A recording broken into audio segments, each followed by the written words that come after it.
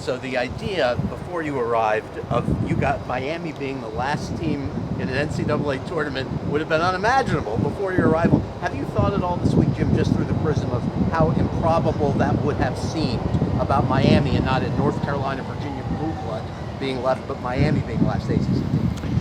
Well, the success we're enjoying now is really what we envisioned when we came.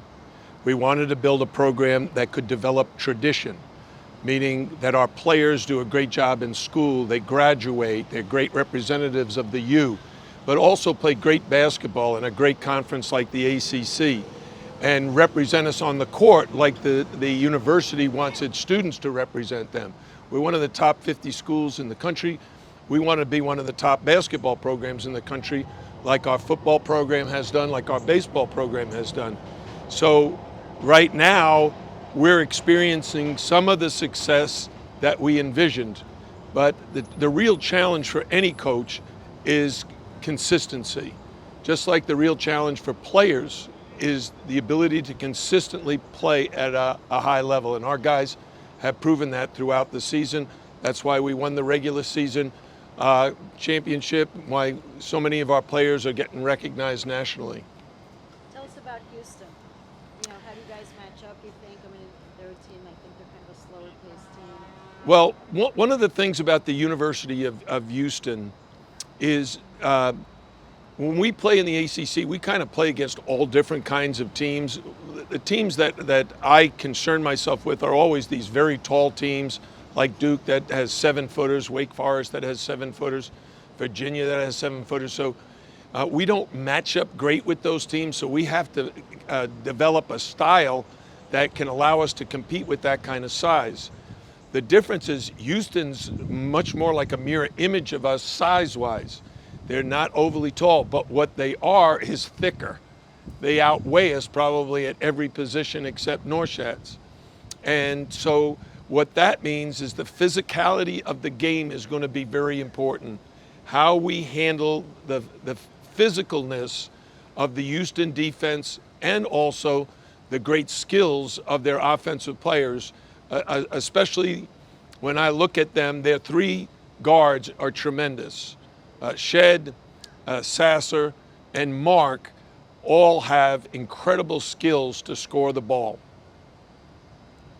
You look at Poplar and think this is a guy who's so improved and has probably even another big step with how athletic he is. What's intriguing about his skill set and what's allowed him to be so improved this year?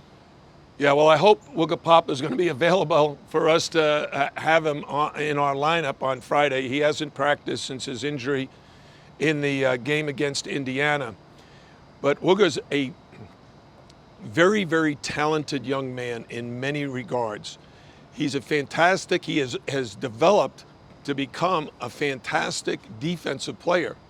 He's the guy that shut down Tucker DeVries in the Drake game. He's also someone that had some incredible rebounds against Indiana, including the one that ended up being his injury. He's a terrific free throw shooter. In fact, he shot 97% in practice on the free throw line this year. And we record free throws every single day. Every player has to shoot 25, and we record how many they make. And he shot 97%. That's the highest I've ever had in my career. He's also a terrific three-point shooter. He's an excellent straight line driver. And I've really encouraged him to focus on becoming an incredible 15-foot jump shooter. Shoot from mid-range. Because once he adds that to his game, he's going to be unstoppable. Isaiah obviously kind of got held in check a bit by Drake in the first round, then had a great game the other day. Have you seen him kind of carry that energy from, against Indiana and then coming into the Sweet 16 game? Well, Isaiah Wong, since he came here, he's just a tremendous competitor. He's not going to play great every single game. No one does. But Isaiah he rises to the occasion. He's done that throughout his career. Against Drake, I know he was disappointed in the way he played. Went 1 for 10 from the field, and that's uncharacteristic. So he bounced back and scored 27 points against Indiana and kind of dominated the second half. He and Jordan Miller Jordan had 19, and I forget how many he had in the second half, but the two of them were really unguardable.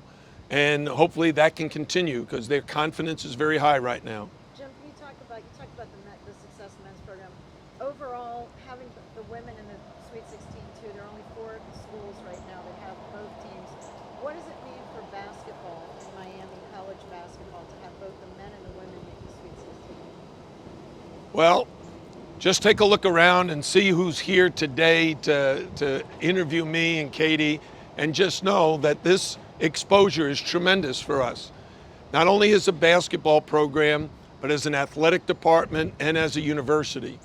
And we are very, very grateful for the support we get from our administration, the leaders of the university, and also from our athletic director, Dan Radakovich, and the department. Because without the resources that we have, without the progress that we're making, none of this is possible. We really are very, very fortunate. This is a great place to live. It's a great place to work. It's a great university to represent. So I'm very, very excited for Katie and her team and wish them nothing but the best of luck coming up in their game. And certainly very excited about us being in the Sweet 16 for the second year in a row, and looking forward to playing the University of Houston, who's perhaps the #1 team in the country. Hey Jim, just knowing Houston's skill set in the backcourt and all that, how important is it that Wooga is able to play in this game for you guys? Yeah, I'd love to have him. When Norshad got hurt against Duke, I was really praying that he might be able to bounce back, and he did. And I think with him we were able to advance. If Wooger is healthy, he'll certainly be in the starting lineup. If he's not, then someone else has to step forward. Bensley Joseph is playing very well. Harlan Beverly is playing very well. But it has to always be a total team effort. We've got a very good front court. I mentioned their backcourt. They've got 2 studs up front. Walker and Roberts are tremendous players. Walker, I understand, is probably one and done. And Roberts is a handful inside. So if Wooga's not there, we need everybody to pick it up and make up for his absence. Can you talk about Bensley a little bit? I mean, he's really played a real critical role, especially toward the end of this season. Yeah, Bensley Joseph is one of those guys who has the unique ability to put a lot of pressure on the basketball. Some guys can guard you, but he puts a lot of pressure on you. And we're going to need that. He could end up guarding Shed. He could guard Sasser because he has the ability to defend multiple guys. And that allows us as a staff to put him in with Nigel because he can guard either guard, or he can play with Zay because he can guard either guard. At the offensive end, he is a very, very good spot-up three-point shooter. His catch-and-shoot threes, he shoots at a very high level. He's a good ball handler, a good free throw shooter, and he rebounds. He had 5 rebounds, I think, against Drake.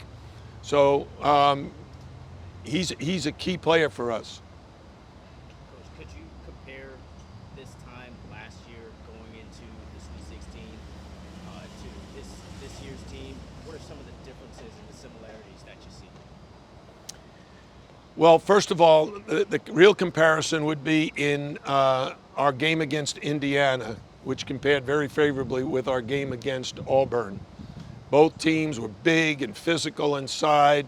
Auburn had 2 NBA players up front, and we were able to slow them down and ended up winning the game by 18. Indiana, very much the same way. We used our speed and quickness to try to control their big guys and ended up working. We won by 16. But when we advanced, we played Iowa State, who was an 11th seed. That's very different than playing the #1 seed. We beat Iowa State.